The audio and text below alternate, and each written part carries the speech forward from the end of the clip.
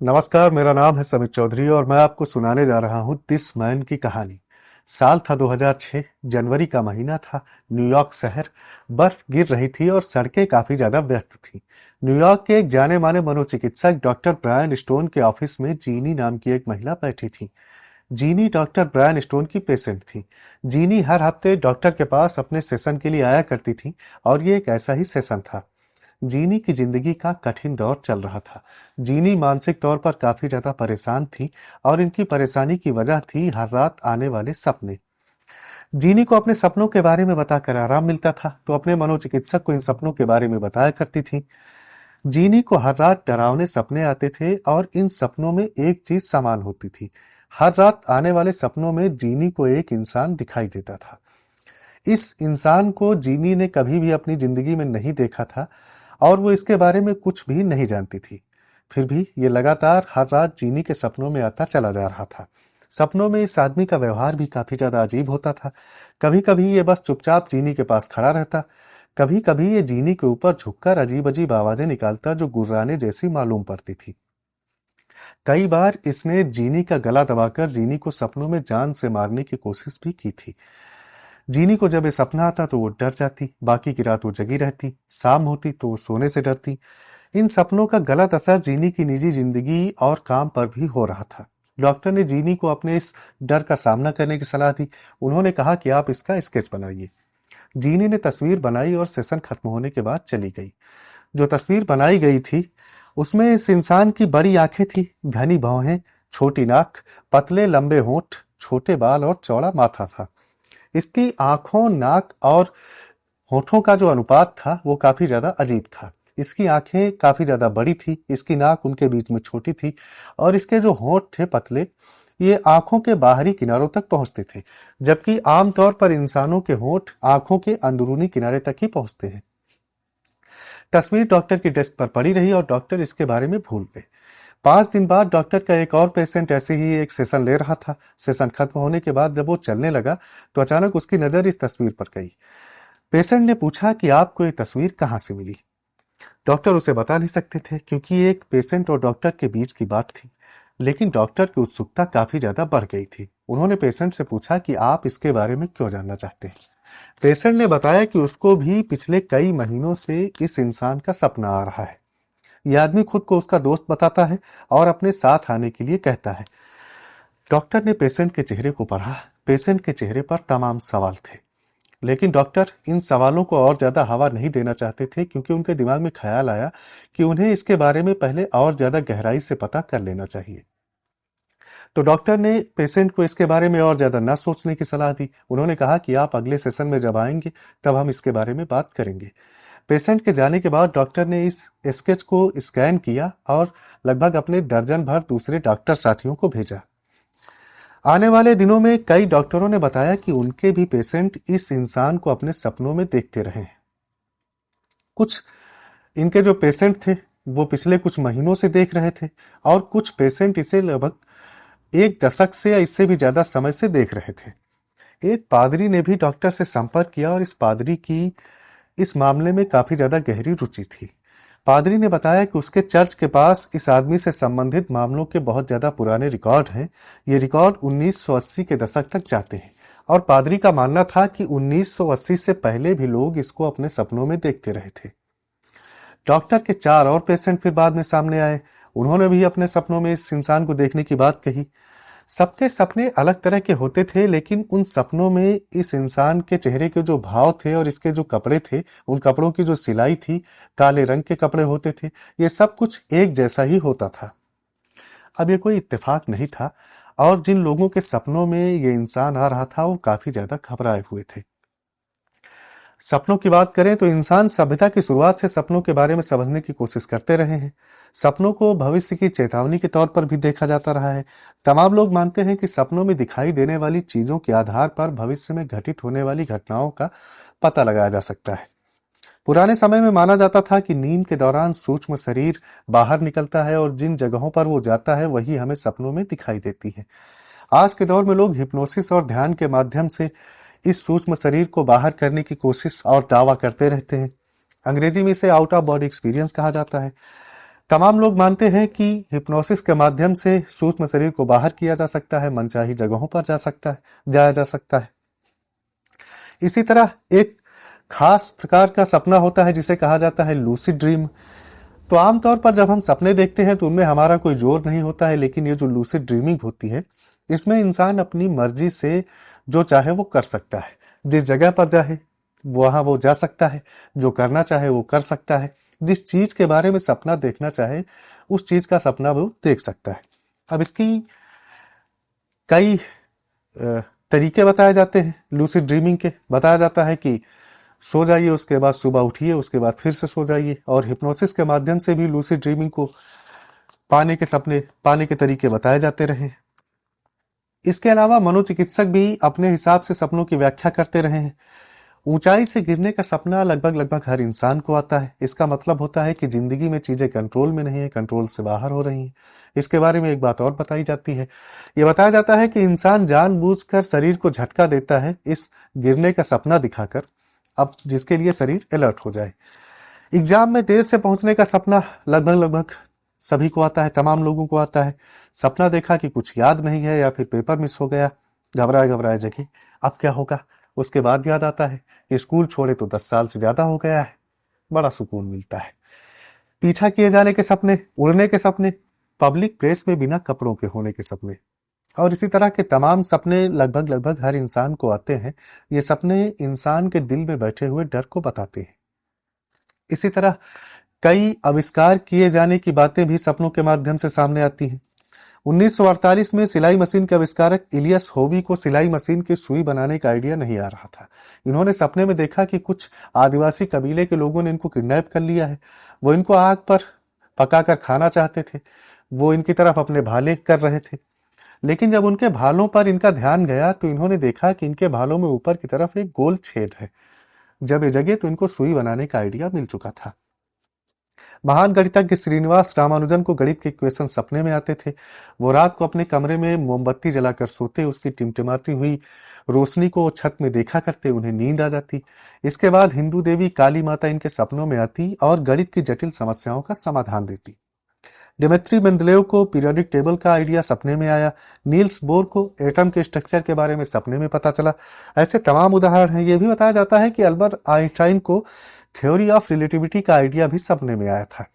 इसी तरह Stephen king को मशहूर उपन्यास मिजरी की कहानी सपने में दिखी। एक बार ये प्लेन से जा रहे थे, इनको नींद आ गई तो इन्होंने सपने में देखा कि एक औरत है, एक उपन्यास लेखक की फैन है, उसने उसको किडनैप कर लिया उपन्यास लेखक को। फिर उपन्यास लेखक की खाल और अपनी खाल को मिलाकर उसने एक किताब तैयार की है। तो इस तरह से इनको ये उपन्यास का आइडिया आया था। जेम्स कैमरॉन को टर्मिनेटर मूवी का आइडिया भी सपने में आया था। अब ये एक बुरा सपना था। मैरी शेली को फ्रैंकेनस्टाइन का आइडिया भी सपने में आया था। कई गीतकारों को दुनिया के सबसे मशहूर गानों के बोल और उनके आइडिया भी सपने में आए थे। इसके अलावा तमाम ऐसे भी लोग हैं जिन्होंने सपने में भविष्य में घटित होने वाली घटनाओं को देखा। अब्राहम लिंकन को अपनी मौत का सपना आया था अपनी मौत से 4 दिन पहले। इन्होंने देखा कि इनके ओवल ऑफिस में कॉफिन रखा हुआ है जिसके अंदर ये लेटे हुए हैं। इस सपने के बारे में इन्होंने अपनी पत्नी मैरी टॉड लिंकन को भी बताया था। मार्क ट्वेन को अपने भाई की मौत का सपना आया था और यह बताया जाता है कि जॉन एफ कैनेडी के बारे में भी, उनकी मौत के बारे में एक महिला ने सपना देखा था। टाइटैनिक के कई यात्रियों को टाइटैनिक के दुर्घटनाग्रस्त होने का सपना आया था और इसकी वजह से तमाम यात्रियों ने अपने टिकट भी कैंसिल करा लिए थे। लोगों को प्लेन दुर्घटनाग्रस्त होने के सपने आते रहे हैं और बाद में ये दुर्घटनाएं वाकई में घटित भी हो जाती हैं। 16 अक्टूबर 1966 को 10 साल की एक बच्ची एरल में जोन्स को सपना आया। उसने अपनी मां को बताया कि वो स्कूल गई और वहां पर उसका स्कूल नहीं है। कोई काली चीज नीचे आई और उसने स्कूल को ढक लिया। 2 दिन बाद स्कूल के पास एक माइन थी, वो ढह गई। इसका मलबा आया नीचे बहकर और उसने स्कूल को अपनी चपेट में ले लिया। 160 बच्चे और 28 वयस्क मारे गए थे। एरल में जोन्स भी इनमें से एक थी। तो ये जो सपना आ रहा था दिस मैन, इस आदमी का लोगों को, तो 2008 में एंड्रिया नटेला नाम के एक इंसान ने एक वेबसाइट बनाई। उसका नाम था thisman.org। एंड्रिया नटेला को भी ये इंसान सपनों में आता था और इस इंसान ने ही निर्देशित किया था एंड्रिया नटेला को कि वो एक वेबसाइट बनाएं, उसमें इसका फोटो लगाएं और पता लगाने की कोशिश करें कि इस इंसान की पहचान क्या है। यानी कि जो सपनों में आ रहा था इंसान, वो खुद भी अपनी पहचान जानना चाहता था। तो इंडिया नटेला ने मोबाइल सॉफ्टवेयर के माध्यम से ये जो याद था इनको सपनों के बारे में, उसके आधार पर एक तस्वीर बनाई। इस तस्वीर को वेबसाइट पर डाला। अब जब वेबसाइट ये बन गई तो इसके कुछ दिन बाद लोगों के मेल आना शुरू हो गए और लगभग महीना भर बीता था कि मेल की बाढ़ आ गई। लगभग 8,000 लोगों ने इस आदमी को अपने सपनों में देखने की बात कही थी। ये कहानियां तमाम शहरों से आ रही थी, दुनिया भर से आ रही थी। Los Angeles, Berlin, Tehran, London, Beijing, Rome, Paris, Moscow, Nai Delhi और इसके अलावा तमाम शहरों से। इन जगहों पर लोग इस इंसान को अपने सपनों में देख रहे थे। लोग इंटरनेट पर इसके बारे में बातें कर रहे थे, इसके पोस्टर छपवाए जा रहे थे और तमाम दुनिया भर के शहरों में चिपकाए जा रहे थे। लोग जानना चाहते थे कि आखिर ये इंसान जो हर किसी के सपने में आ रहा है, ये है कौन। अब जो इसके बारे में लोगों के सपने आते थे, तो कुछ लोगों के सपनों में आदमी कुछ नहीं बोलता था, बस चुपचाप मौजूद रहता था। लेकिन इसकी मौजूदगी भी लोगों को काफी ज्यादा परेशान करती थी, काफी ज्यादा डरा देती थी। कुछ लोगों के सपनों में ये गुर्राता था, अजीब अजीब आवाजें निकालता था। कुछ लोगों को उनका दोस्त बताता था और जिंदगी के बारे में सलाह देता था। अब अजीब बात यह थी कि इसकी जो सलाहें थी वो अच्छी सलाहें हुआ करती थी और कई बार ये सलाहें सच भी साबित हुई थी। तो कई लोगों को इस बात से फायदा भी हुआ था। लेकिन कुछ लोगों की ये जान लेने की कोशिश करता था, कुछ लोगों का ये पीछा किया करता था, कहीं से धक्का दे देता था, कई बार चाकू लेकर दौड़ा था और कई बार डंडे से पीटने के सपने आए, कई बार टॉर्चर करने के सपने आए। कुछ लोगों के साथ ही आसमान में उड़ता था और कुछ लोगों को ये उत्तर दिशा की तरफ जाने का निर्देशित करता था। ये कहता था कि अगर जिंदा रहना चाहते हो तो उत्तर दिशा की तरफ जाओ। कई लोगों से यह भी कहता कि मैं तुम्हारा दोस्त हूं और अगर जिंदा रहना चाहते हो तो मेरे साथ आओ। इसके अलावा भी तमाम अजीबोगरीब सपने आ रहे थे। कुछ लोग इसके बारे में रोमांटिक सपने भी देख रहे थे, पुरुष भी इसके बारे में रोमांटिक सपने देख रहे थे। खैर, अब जब ये बातें हो रही थी तो इसके बारे में व्याख्याएं भी आना शुरू हो गई। लोगों के अनुसार ये किसी अन्य दुनिया या किसी अन्य डायमेंशन का जीव था जो लोगों के सपनों में टहलता रहता है। कुछ लोग इसको एक गाइड के तौर पर लेते थे, एक फरिश्ता मानते थे और कुछ लोगों के अनुसार ये गॉड का एक रूप था। कुछ लोगों का मानना था कि ये अमेरिकन सरकार का एक खुफिया प्रोजेक्ट है जो बेकाबू हो गया है। उनका मानना था कि CIA, अमेरिकन सरकार की खुफिया एजेंसी, एक ड्रीम प्रोजेक्ट चला रही थी जिसमें सपनों के माध्यम से लोगों के दिमाग में वो ख्याल डाल सके, वो बातें डाल सके, वो निर्देश डाल सके और जनता को एक तरफ वो लेकर जा सके। लेकिन ये जो इनका एक्सपेरिमेंट था ये काफी ज्यादा बेकाबू हो गया था, इसलिए दुनिया भर में फैल गया था। तो ये भी चीजें मानी जा रही थी इसके बारे में। अब दुनिया भर में इसके बारे में बात तो हुई, लेकिन ये जो शकल थी इसकी, इस शकल का इंसान कभी भी दुनिया में सामने नहीं आया। ये शकल किसी भी जिंदा इंसान से कभी मैच नहीं कर पाई। लेकिन सपने लगातार आते जा रहे थे। फिर 2010 में thisman.org साइट को बनाने वाले इंडिया नटेला सामने आते हैं और इन्होंने एक अजीब बात बताई। इन्होंने कहा कि ये इंसान जो सपनों में आता है ये और कुछ नहीं है, बस एक अफवाह है और इसको उन्होंने गुरिल्ला मार्केटिंग के तौर पर एक्सपेरिमेंट करने के लिए इस्तेमाल किया था। तो ये बात इन्होंने बताई कि ये सब जितनी भी सपनों की बातें हैं, सारी की सारी बातें झूठी हैं, इनमें कोई भी सच्चाई नहीं है। लेकिन इसके बाद लोगों ने इंडिया नटेला पर ही भरोसा नहीं किया। उनका मानना था कि इंडिया नटेला झूठ बोल रहे हैं। ये जो घटना हो रही है सपनों में इस इंसान के आने की घटना, इसका इंडिया नटेला सिर्फ फायदा उठाना चाहते हैं। कई लोगों का मानना था कि 2006 में जब इस इंसान की बातें सामने आई थी और 2008 में जब इस इंसान की वेबसाइट बनी थी, उससे कई साल पहले से लोग इसको अपने सपनों में देख रहे थे। कई लोगों के अनुसार इस इंसान को उन्होंने अपने बचपन में भी देखा था। वही 1980 के दशक से लोग इसको देखने की बातें बता रहे थे। तो ये बात हो चुकी थी। लेकिन इसके बाद फिर एक बात और अजीब होती है। इसके बाद इंडिया नटेला ने एक और इंटरव्यू दिया, उसमें कहा कि ये जो सपने आ रहे थे ये सच्चे थे और ये जो अफवाह की बात इन्होंने बताई थी ये झूठी थी। फिर 2015 में इन्होंने एक और इंटरव्यू दिया, उसमें फिर से इसको अफवाह बताया, झूठी घटना बताया। तो खैर, एक जैसी बात इंडिया नटेला ने भी कभी नहीं करी थी और लोग भी इनके ऊपर भरोसा नहीं कर रहे थे। उसके अलावा एक और अजीब बात थी कि एंड्रिया नटेला ने 2010 में इसका खुलासा कर दिया था कि अफवाह थी, लेकिन उसके बाद भी 2015 तक मीडिया इसे सच्ची घटना के तौर पर कवर करती रही। 2015 में जब इनका तीसरा इंटरव्यू हुआ, उसके बाद मीडिया ने इसको कवर करना बंद किया। तो एंड्रिया नटेला से जोड़ा जाता है इसको, लेकिन कई लोग ये मानते हैं कि आज भी 2015 के बाद भी लोगों के सपनों में इंसान आता है। आज भी लोग इसके बारे में सपना देखते हैं, लेकिन लोग बताते नहीं। और 1980 या 1980 से पहले से भी लोग इसको अपने सपनों में लगातार देखते रहे। इसके बारे में यह भी बात आती है कि एक मास हिस्टीरिया का मामला है, क्योंकि तमाम लोगों को लगता है कि वो अपने सपनों में इसको देखते हैं, लेकिन सपनों की जो चीजें होती हैं वो ज्यादा हमें याद नहीं रहती हैं।